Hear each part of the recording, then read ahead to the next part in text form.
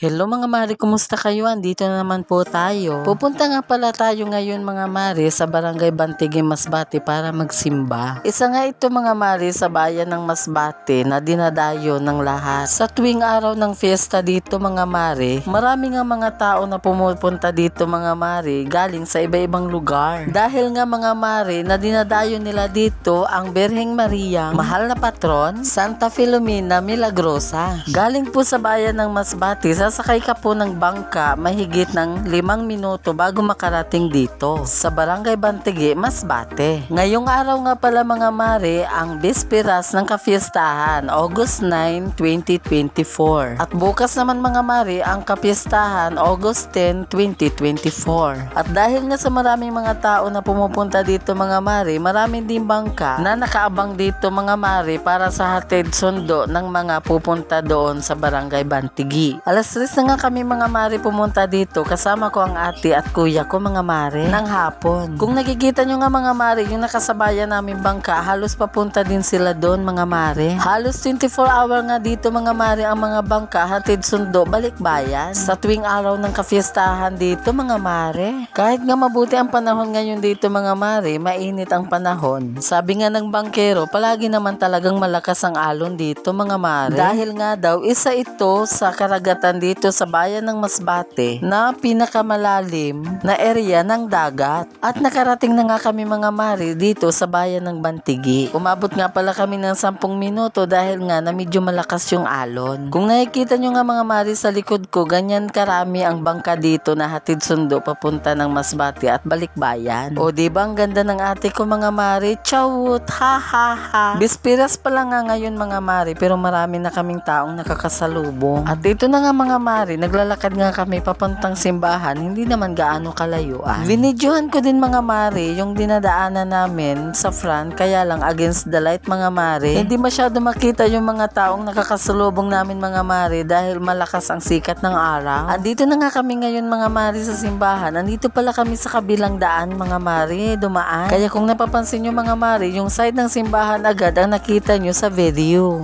At nakapag-video na nga ako mga mare sa front dahil hindi na masyado malakas yung sikat ng araw. Marami na po kasing puno ng kahoy mga mare. Malaki na nga mga mare ang pinagbago ngayon ng simbahan dahil hindi talaga yan ganyan dati kalaki. Maliit lang yan dati mga mare. Pero kahit maliit lang dati yung simbahan mga mare, talagang marami na talaga ditong pumupunta mga mare. Dinadayo na talaga itong simbahan na to mga mare. Dahil nga na ang pinupunta talaga nila dito ay si Santa Filomena, ang Birheng Mariang Milagrosa. At ito nga mga mare, mukhang against the light na naman tayo sa front video, pero okay lang yan mga mare, at least na maipakita ko sa inyo. Maganda nga dito mga mare sa tuwing dumarating yung piyesta dahil marami nga ditong nagtitinda. At pagkatapos nga namin mga mare magtirik ng kandila doon sa isang, pasensya na mga mare, hindi ko alam kung ano yun. Dumiretso na kami dito sa malaking puon ng Santa Filomena mga mare. Nagdala nga ako ng panyo mga mare para ipunas ito sa kanyang kamay at paa at sa iba pang parte ng katawan mga mare.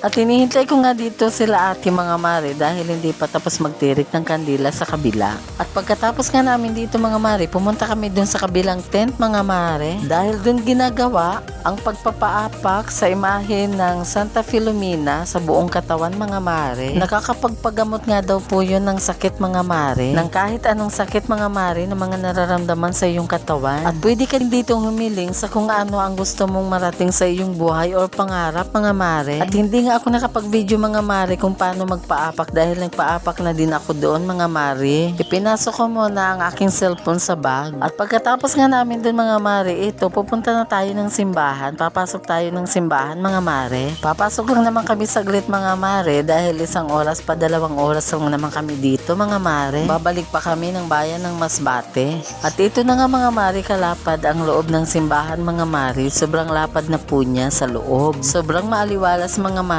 at nagmimisa na nga yung father. Kanina pa nga nag-umpisa yung misa mga mare. O siya, paano mga mare? Tara manalangin muna tayo ha. Saglit lang.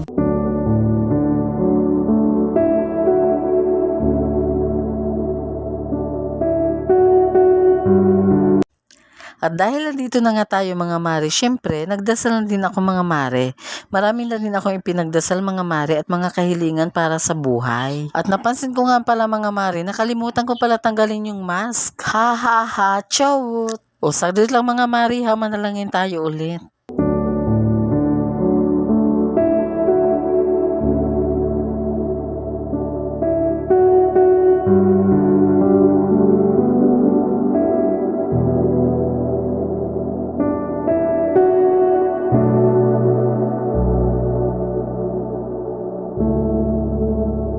At pagkatapos nga natin manalangin mga mare, ayan, nag-iisip na nga kami kung aalis na ba kami pabalik. IST kung uuwi na ba mga mare, chawut, ha ha ha. At pag-stay namin ng ilang minuto mga mare, kami ay lumabas na nga ng simbahan. At syempre nga mga mare, bago kami lumabas, kinunan ko pa rin ng video yung loob ng simbahan mga mare. Lumabas na nga kami mga mare kahit hindi pa tapos yung misa. Dahil nga mga mare, 6 PM na pala yung oras mga mare.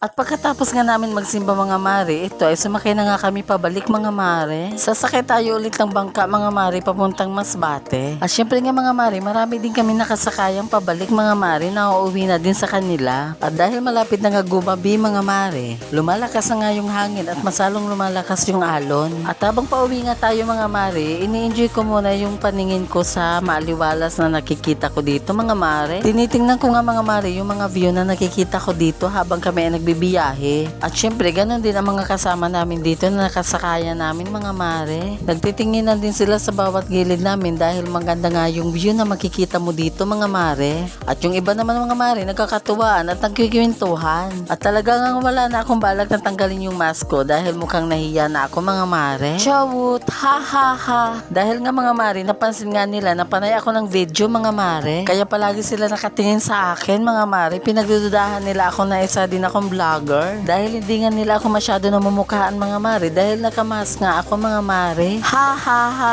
ciao! May narinig ako mga mare, isa sa mga nakasakaya namin na nagsasabi ng sino kayang vlogger to. Hindi nga nila ako namumukhaan mga mare dahil nga nakamask. Ha ha ha, sana all. Pero yung si kuya nasa harap ko parang nadududa nga talaga siya. Nakilala niya ako bilang isang vlogger. Ha ha ha. Sorry kuya ha, sa susunod na lang natin ulit ng pagkikita, hindi na ako magmamask, promise. Ha ha ha. Chawot. Nakapokus kasi ako ngayon sa pagbi-video mga mare kaya wala akong time ngayon para makipagpintuhan sa iba. At sa wakas nga mga mare, andito na nga tayo. Nakikita na namin yung dungkaan ng bangka. Dito pala ito mga mare sa Fishport, Masbate. Sabi nga mga mare, pauwi na. Halos ang iba naman ay papunta pa lang. Halos marami pa rin ang nagsasakayan mga mare papuntang Bantigi. Halos punuan na naman yung mga sakay ng bangka mga mare. At pagkababa nga namin dito mga mare, magbibiyahe pa kami ulit papuntang Barangay Tugbo, Mobo. Sakay na lang tayo ng tricycle mga mare. At ayan na nga mga mare, andito na nga tayo, malapit na tayong bumaba. Halos pare-pareha pa lang itsura ng bangka dito mga mare. O siya, hanggang dito na lang muna video natin mga mare. Follow nyo tong video na to mga mare. Hanggang sa susunod nating video mga mare. Bye!